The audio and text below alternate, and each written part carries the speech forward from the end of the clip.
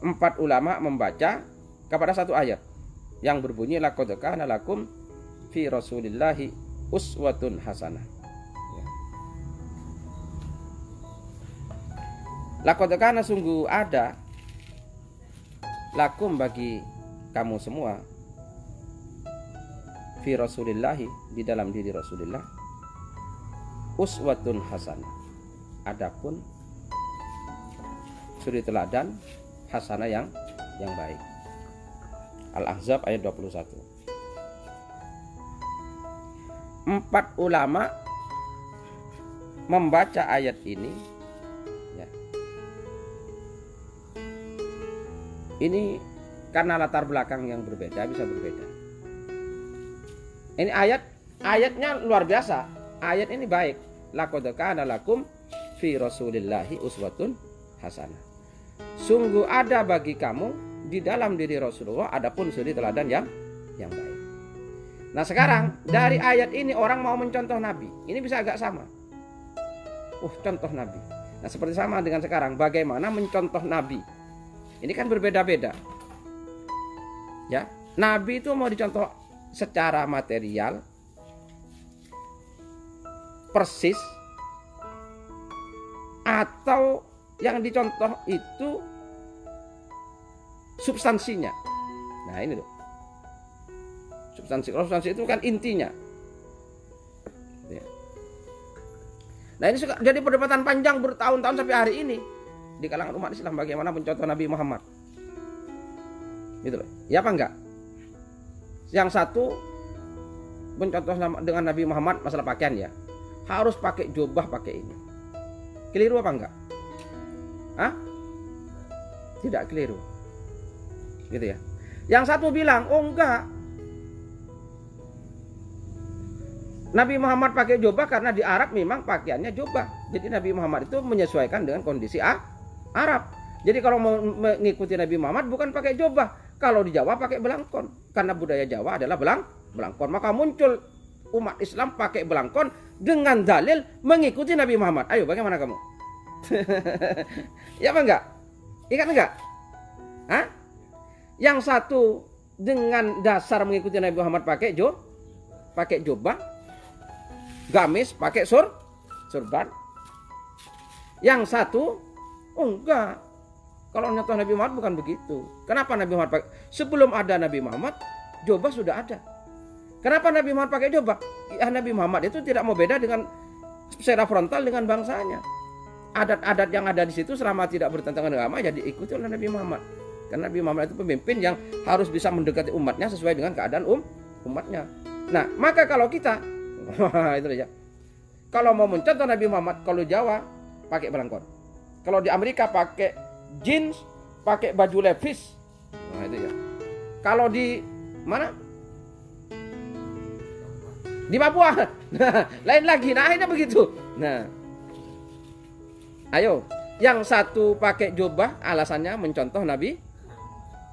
Yang pakai belangkon kemana-mana, mencontoh Nabi. Yang pakai celana jeans, Levi's, karena hidup di tengah-tengah. Siapa itu? Yang pakai jeans dan Levi's itu siapa? Pengembala itu apa namanya? Suro. Nah, itu. Wah, ini kita ada di tengah-tengah itu harus pakai itu juga. Nah, sebagian lagi enggak. Nabi Muhammad tuh pakai celana yang rapi, pakai baju yang rapi, pakai jas, pakai dasi, pakai sepatu. Wah, itu deh. Kenapa? Ya Nabi, karena ini kita hidup di seperti itu. Wah, itu harus necis. Nabi Muhammad itu necis. Wah, itu. Terus yang benar yang mana? Nah, selama tidak saling ngotot, ini sama-sama benarnya sebetulnya. Karena punya alasan, ya apa enggak? Yang salah itu kalau saling bertengkar. Yang sini mengelekkan yang sana, sini mengelekkan yang. Dan itu sekarang yang terjadi. Ini kan punya alasan yang pakai jubah, pakai surban. Karena Nabi Muhammad yang pakai seperti itu. Ini mencontoh secara letterlek, paham? Sementara satunya ini mencontoh pakai substansinya. Nabi Muhammad itu intinya begini. Nah, pakai inti. Nah, ini istilahnya ini. Maka pemahaman itu akan terus seperti ini. Kamu biar paham. Ada pemahaman yang materialistik. Jadi diambil materinya. Gitu, ada pemahaman yang substansial. Nah, substansial. Itu ambil intinya. Nah, maka Islam terus terjadi seperti ini. Ya. Kenapa? Karena sudut pandang yang berbeda, cara memahami yang berbeda. Padahal objeknya ayatnya laqad kana lakum fi Rasulillahi uswatun hasanah. Paham? Paham ya? Ya apa enggak? Tapi yang terjadi sekarang saling menjelekkannya ini yang enggak baik. Hampir dalam semua hal kalau masalah tafsir seperti itu, ya. Maka kamu sama anak santri dan semua teman-teman yang mendengarkan, gitu ya. Kalau ada orang yang terus terjebak kepada bersikukuh pada pendapatnya, menyalahkan pendapat lain, ini namanya orang kurang gaul. Dia agak ngerti metodologi tafsir. Dia kurang jauh bergaulnya. Gitu ya. Bergaulnya kurang jauh, pengembaraannya kurang.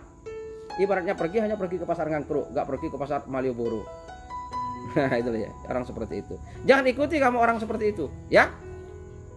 Yang mengadu domba umat Islam. Paham ya? Jangan ikuti. Sedikit-sedikit benturan, jangan ikuti. Ini sama-sama punya nilai kebenaran. Ya apa enggak? Dan kita akui akhirnya gak ada kebenaran 100%.